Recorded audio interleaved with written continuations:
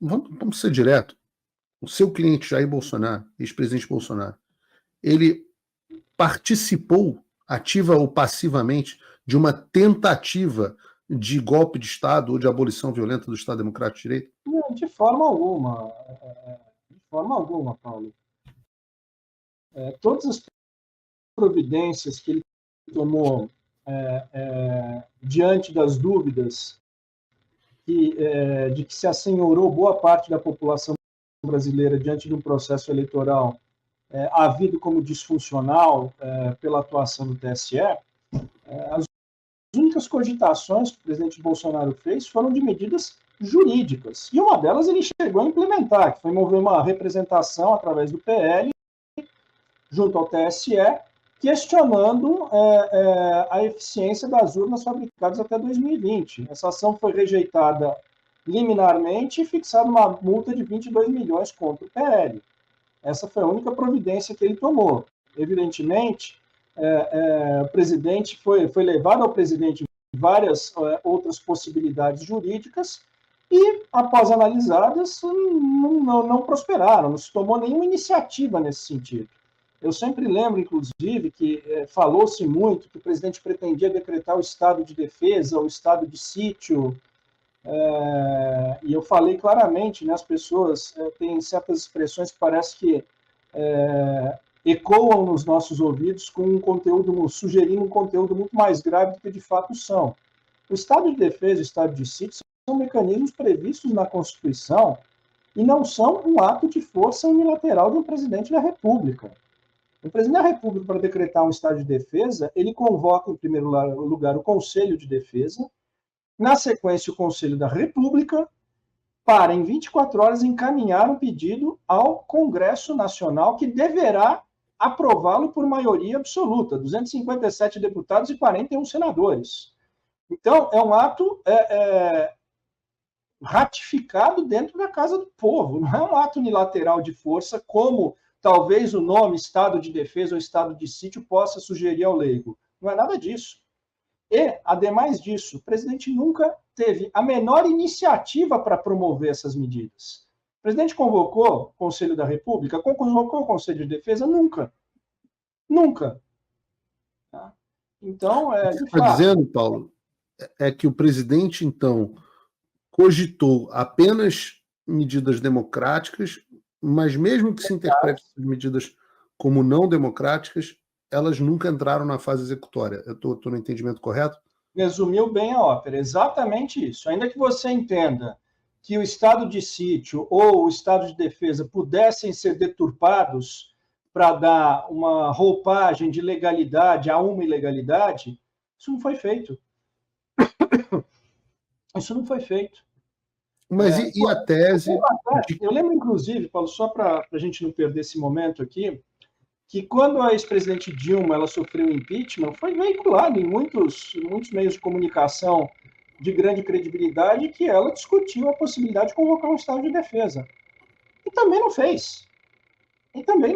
E ninguém cogitou em abrir uma PET no Supremo Tribunal Federal para apurar se a presidente Dilma cogitou, discutiu ou conversou com apoiadores sobre isso.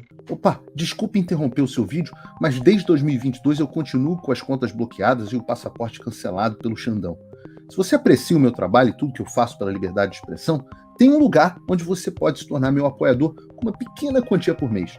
Acesse www.paulofigueiredoshow.com e torne-se meu apoiador, e aí você vai receber conteúdos exclusivos e desconto nos meus cursos. Ou então você pode se tornar meu patrono Gold e passar a me pautar, tem reuniões comigo, você entra para o meu grupo de WhatsApp, que eu uso sempre. O link para tudo isso está aí na descrição.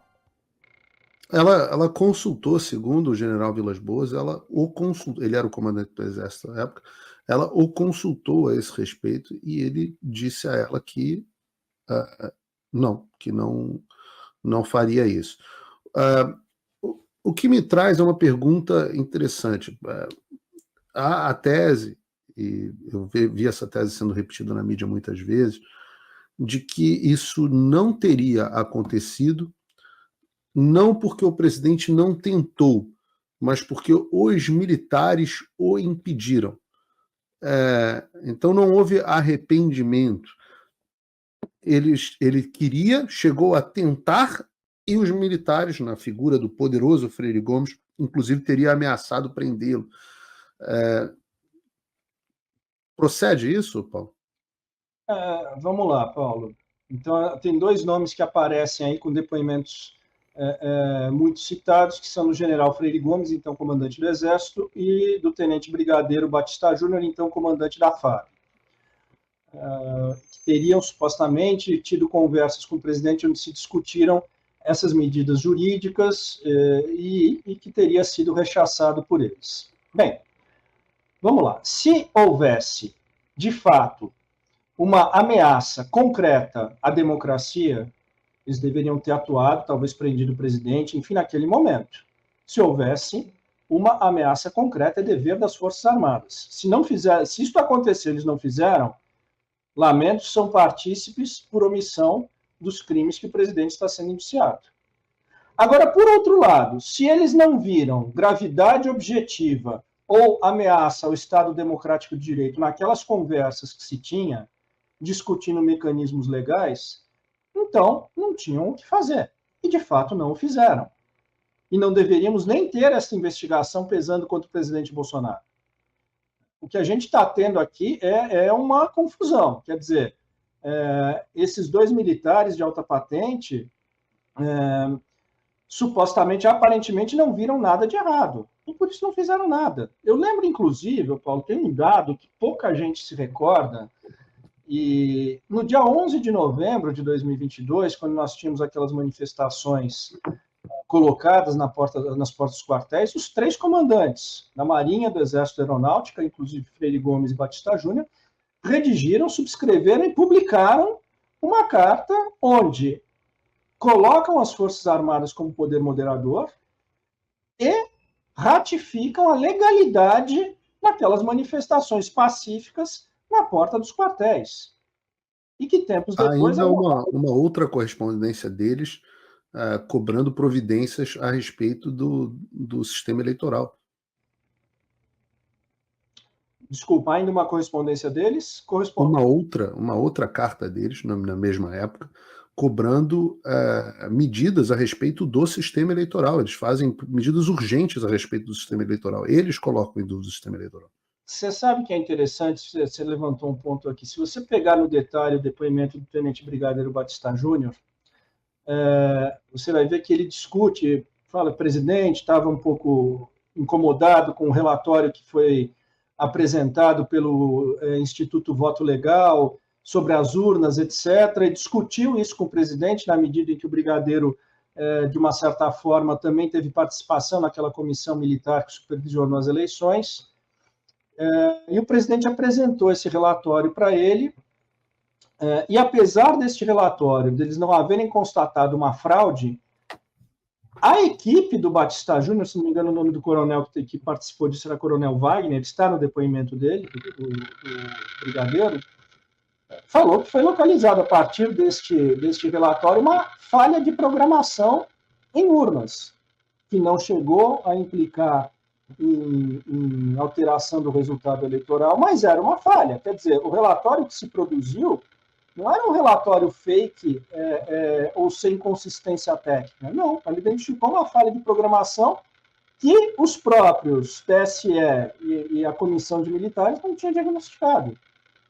Então, é absolutamente legítimo. Isso me incomoda muito, Paulo, porque hoje você questionar urnas ou, enfim, ter suas dúvidas está se tornando algo praticamente criminoso, né? E você duvidar é a espécie do gênero pensar. O Brasil, eu lembro sempre, é um país que já teve fraude no painel de votação do Senado, que não é ligado na internet e levou à renúncia de 2 senadores, um deles o poderosíssimo Antônio Carlos Magalhães. Então, o cidadão brasileiro, ele é dado o direito de levantar dúvidas ou querer mais transparência. E, às vezes, a dúvida, Paulo, e esse ponto desse relatório é muito interessante, não é simplesmente sobre fraude, mas sobre falha também. Uma urna que esteja funcionando, que tem um software deficiente, ela pode afetar o resultado de uma eleição. Então, a transparência e o questionamento sempre sobre a eficiência ele é válido, ele faz bem à democracia.